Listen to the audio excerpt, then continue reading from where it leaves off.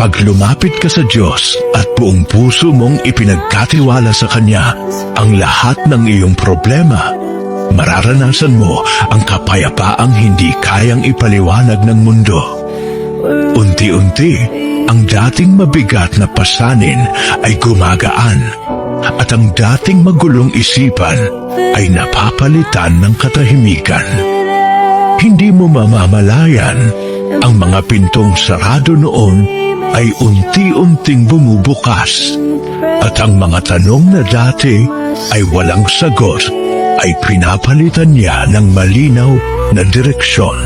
Sapagkat sa presensya ng Diyos, walang problema na mas malaki kaysa sa Kanyang kapangyarihan at walang pagsubok na hindi niya kayang gawing daan patungo sa tagumpay. Kapag isinuko mo sa Kanya ang lahat, makikita mo na kahit sa gitna ng unos, may kalakasan. Kahit sa gitna ng luha, may pag-asa. At kahit sa gitna ng kawalan, may bagong simula.